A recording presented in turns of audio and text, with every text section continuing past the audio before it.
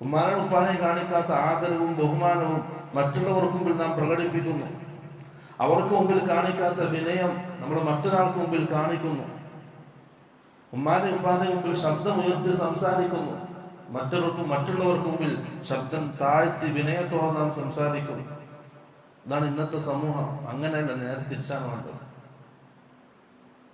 അതാണ് മാതാപിതാക്കളോടുള്ള നന്മ എന്ന് പറയുന്നത്. സഹാബി വീണ്ടും ചോദിച്ചു, ഖുൽതു സുമ്മ അയ്യ.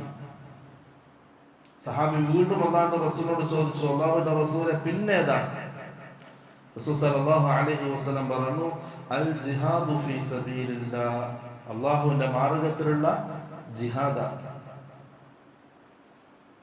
ജിഹാദ് എന്നാൽ അൻ തകൂന കലിമത്തുല്ലാഹി ഹിയൽ ഉല്യ, ദീനിന് വേണ്ടിയിട്ട് പോരാടുക, അതാണ് ജിഹാദ്.